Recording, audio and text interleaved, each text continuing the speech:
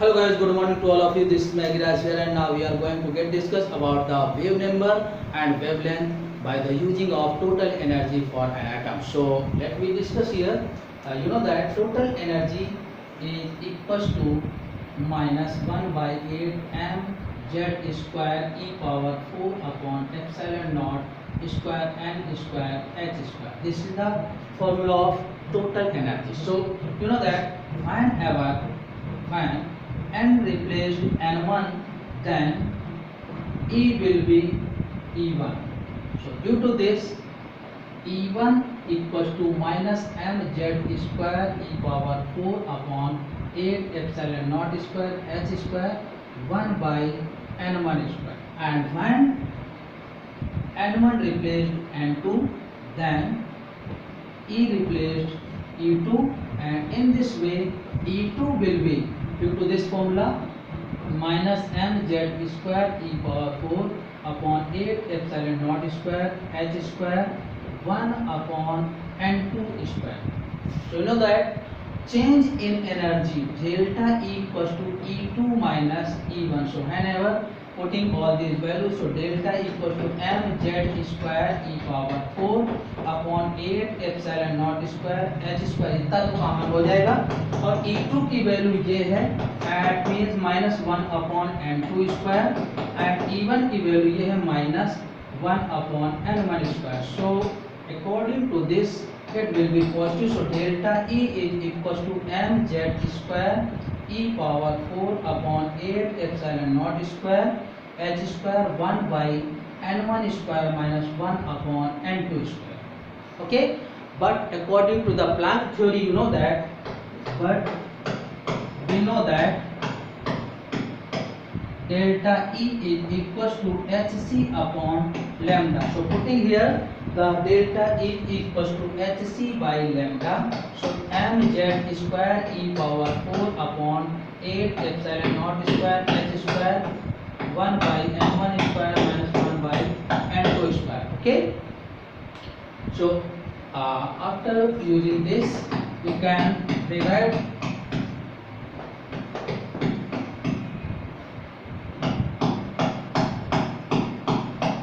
like 1 by lambda is equals to m z square e power 4 upon 8 epsilon naught square h square into hc 1 by n1 square minus 1 by n2 square. Okay, so 1 by lambda equals to mz square upon 8 epsilon naught square h cube c. Okay, 1 by n1 square minus 1 by n2 square, and this is known as Rydberg constant m e power 4 upon 8 epsilon naught square h cube c is equals to Rydberg constant, and its value is 1.097 into 10 power 7 पर metre.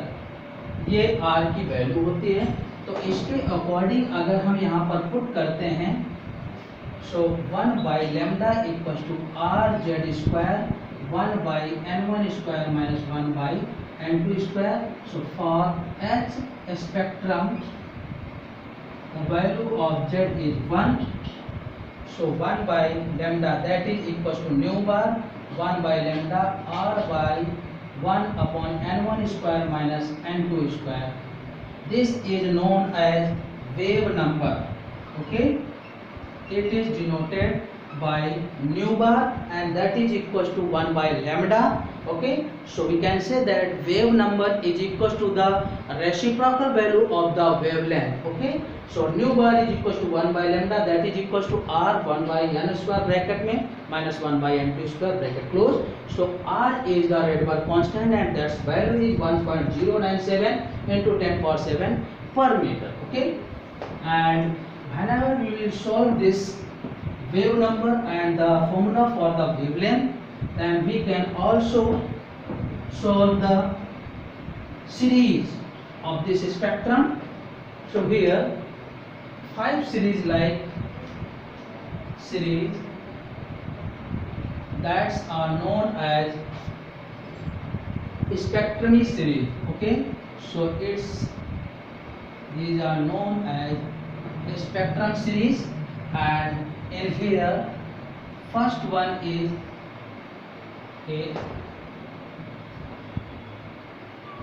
this is first series n equals to 1, this is second n equals to 2, this is third n equals to 3, 4 n equals to 4, and this is 5 n equals to 5.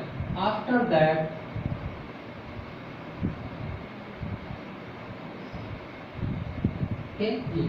देखिएगा, जब कोई electron किसी भी shell से first cell में jump करता है, ऐसे किसी भी सेल से आ जाए, that is known as Lyman series. This is known as Lyman. And जब किसी भी सेल से इलेक्ट्रॉन सेकंड सेल में जंप करता है, so that is known as Balmer series. Okay, कहीं से भी आ जाए, so this is known as Balmer. Okay, Balmer series.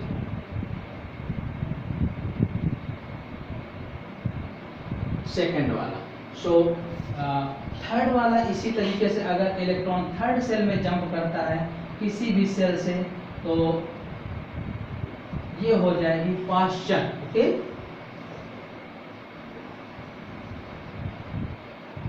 और किसी भी सेल से अगर फोर्थ में जंप करके आता है ऐसे, तो ये हो जाएगी ब्रैकेट. और किसी भी सेल से अगर फिफ्थ में जंप करता है ऐसे, कहीं से भी आ जाए, तो ये हो जाएगी पी फंड. ओके, सो ध्यान रखिएगा, जब कोई इलेक्ट्रॉन फर्स्ट सेल में जंप करता है, फर्स्ट के अलावा कोई भी सेल से आ रहा हो, that is the known as Lyman series. अगर सेकंड में जंप करता है, सेकंड को छोड़ के उसके आगे वाली कोई भी सीरीज हो सकती है, 3, 4, 5 डॉट डॉट इनफाइनाइट तक, बाहमर हो जाएगी. थर्ड में जंप करता है, ट्रांसमिट करता है किसी भी सीरीज से, that is known as Paschen series. Fourth में जंप करता है, that is known as Brackett. And fifth में जंप करता है, so that is known as Pfund series. So according to this we can arise some formulas that belongs to the Lyman, Balmer, Parston, bracket and P fund series. So let me discuss here some formulas their series like this. For Lyman series, 1 by lambda is equal to r 1 by 1 square minus 1 by n2 square, where n2 is equal to 2, 3, 4 up to infinite. हमने बताया था, discuss किया था कि n1 की value 1 होती है, first cell में जंप करता है, that is the Lyman series. और किसी भी सेल से जंप कर सकता है 1 को छोड़कर. सो n2 will be 2, 3, 4 up to infinite number. So Balmer series 1 by lambda is equal to r 1 by 2 square minus 1 upon n2 square. और इस केस में n2 की वैल्यू होगी 3, 4, 5 अप टू इन्फिनिट. इसी तरीके से पास्चन सीरीज के लिए 1 by lambda equal to r 1 upon 3 square minus 1 upon n2 square. और इस केस में n2 की वैल्यू होगी 4, 5, 6 डॉट डॉट इन्फिनिट, यानी 3 को छोड़ के इसके आगे वाली कुछ भी होंगी. पास्चन के बाद ब्रैकेट आएगी, इसके लिए 1 by lambda हो जाएगा r 1 upon 4 square minus 1 upon n2 square. और n2 की वैल्यू हो जाएगी 5, 6, 7, 8 dot dot infinite. And P fund series के लिए होगा 1 by lambda is equal to r 1 upon 5 square minus 1 upon n2 square. और n2 की वैल्यू इस केस के लिए 6, 7, 8 अप टू इनफाइनाइट कुछ भी हो सकती है.